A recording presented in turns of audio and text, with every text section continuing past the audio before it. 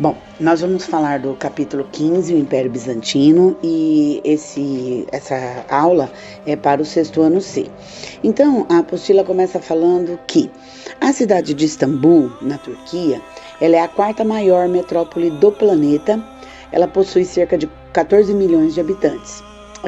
É o maior centro financeiro daquela região, financeiro e econômico, né, de toda a Turquia. Abriga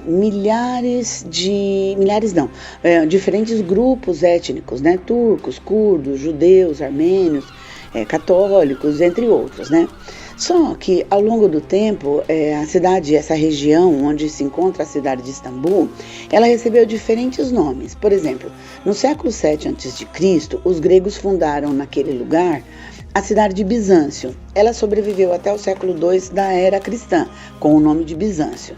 No século IV, o imperador romano Constantino decidiu construir no mesmo lugar a cidade de Constantinopla, né? Constantinopla, o nome em homenagem a ele, né?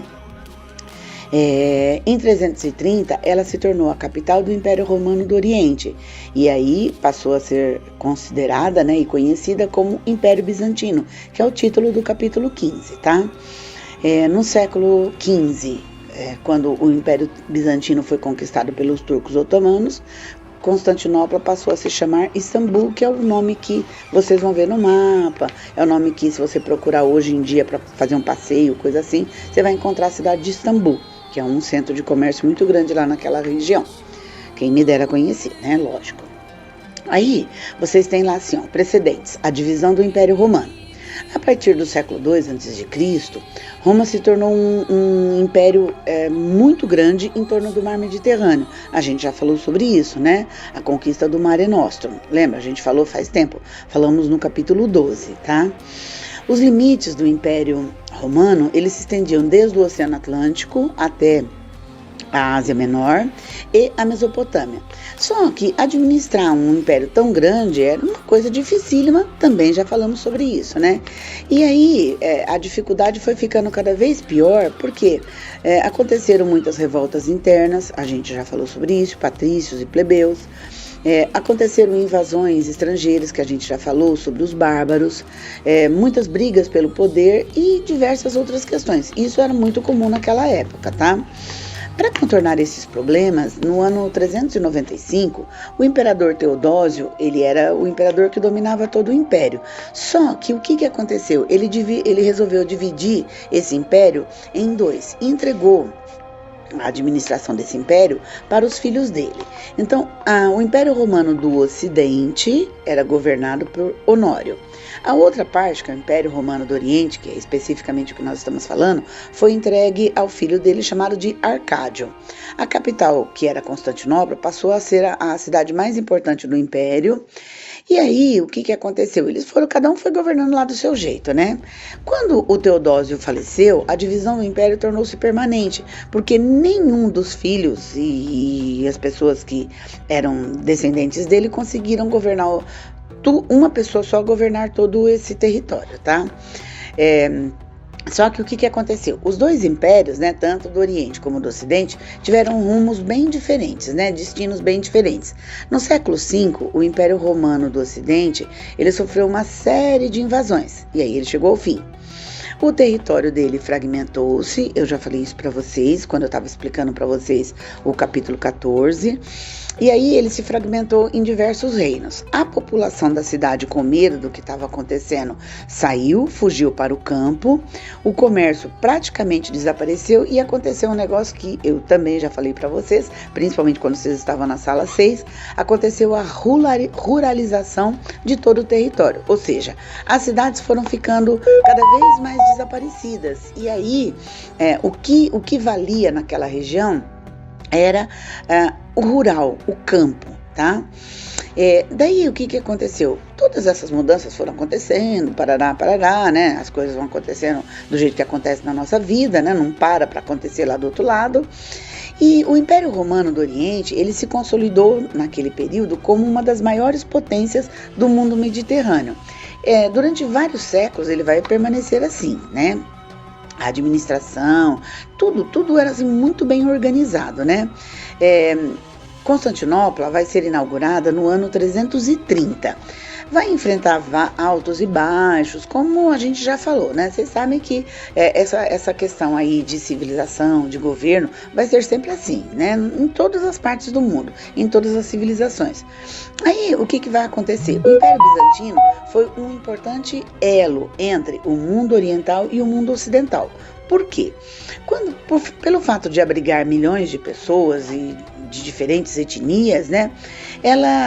A região, né, o Império Bizantino, vai se firmar como uma herança política do antigo Império Romano e vai permanecer assim até no ano 1453, quando os turcos otomanos vão invadir aquele território, vão terminar com essa região e vai começar um outro período, tá?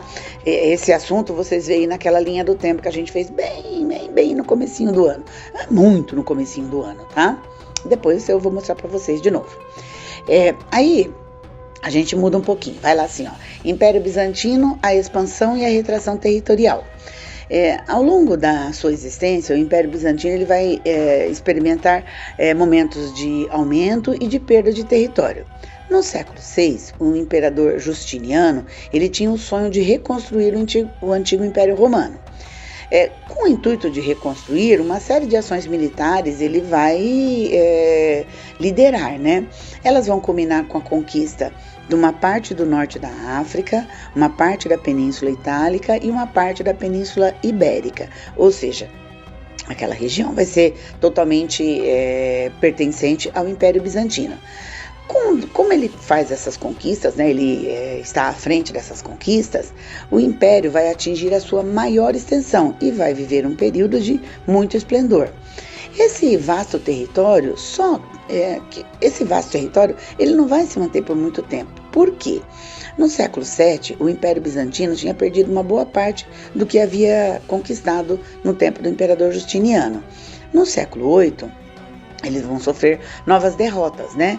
E vai reduzir-se a um espaço onde vai ficar entre a Ásia Menor e a Península Balcânica. Depois eu mostro no mapa para vocês, tá? Aí, na apostila, vocês vão ver lá, né? Depois vocês vão olhar conforme eu vou explicando, né? O poder comercial do Império Bizantino. Porque a região tinha uma localização extremamente privilegiada, o Império Bizantino vai conseguir se tornar um importante centro de comércio. Vai ser a interligação entre o Oriente e o Ocidente. A cidade importante vai ser a cidade de Constantinopla, como a gente está falando desde o começo, né?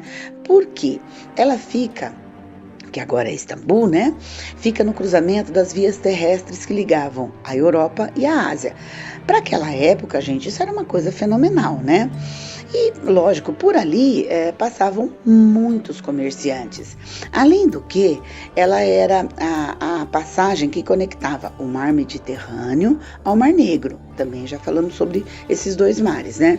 E como tinha comerciantes de todo lugar, vinha gente da região da África, vinha gente da região da Ásia, vinha gente do Egito, né? Especificamente, o Egito fica na África, mas é porque o Egito tem uma importância política dessa época muito grande, né? E aí, o que vai acontecer? Comerciantes dos mais variados lugares, eles vão passar por Constantinopla. Eles tinham autorização para permanecer por, no máximo, 3 meses na cidade de Constantinopla, e nesse período eles tinham que ficar hospedados num alojamento, estou falando errado, inferno, num alojamento oficial, e ele era chamado de Mitaton, esse alojamento, era só aí que eles podiam ficar, mesmo que pudesse pagar um lugar mais caro, mas não podia, por eles serem comerciantes e visitantes, eles não podiam ficar em outro lugar, né? Nessa região, o comércio era intenso nessa época, tá? Comprava-se e vendia-se produtos dos mais diversos rumos, tá? Então tinha especiarias do Egito, seda da China, vinho da Grécia, azeite da Península Itálica, peles que vinham da Rússia, pedras preciosas, perfumes, cerâmicas, objetos de ouro, objetos de prata, objetos de outros metais como o cobre, o ferro, o estanho, o chumbo. A maior parte desses produtos chegava aos portos das cidades litorâneas do Império Bizantino, lógico, que era o lugar mais importante, né? A cidade de Constantinopla. Só que tem um detalhe, né? Não era assim, chegava, não fazia nada e já punha suas coisas lá para vender. Não. Toda a mercadoria que entrava e saía, ela era controlada por agentes. Esses agentes cobravam impostos dos comerciantes. Ali rolava uma corrupçãozinha, tá? Coisinha pouca, mas a corrupção é um mal do ser humano, tá? Vocês vão ouvir falar isso a vida inteira em história, tá bom? Aí, o que vai acontecer? O lugar de destaque da cidade de Constantinopla, né, no comércio mundial antigo, né, não estamos falando especificamente agora, ela vai até o século XIII. Lembra, século XIII, de 1201 até 1300. No ano de 1204, a cidade de Constantinopla ela vai ser invadida por cavaleiros cristãos. Esse conteúdo vocês vão aprender, que são as cruzadas, o ano que vem, tá? É um assunto maravilhoso. Quando vocês tiverem aula com o El, vocês vão adorar, tá? É maravilhoso esse assunto. E aí, esses cavaleiros cristãos, eles tinham como objetivo principal a conquista da cidade santa, que era a cidade de Jerusalém. Lá na cidade de Jerusalém, o que estava acontecendo naquele momento? O domínio era muçulmano, mas a cidade de Jerusalém, naquela época, né, ela era vista como um poder especificamente dos católicos. Não é bem assim, depois vocês vão entender melhor, ano que vem, tá? Aí, o que vai acontecer? Num determinado momento, a expedição ela vai mudar os planos no meio do caminho. Decide atacar Constantinopla durante 3 dias.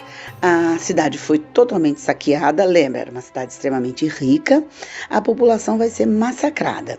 E aí, várias mudanças vão acontecer na vida de Constantinopla. A cidade vai continuar sendo importante, mas vai mudar uma série de coisas. E aí, num outro momento, né, não especificamente agora, eu termino de explicar para vocês esse conteúdo do capítulo do Império Bizantino, desse capítulo, tá?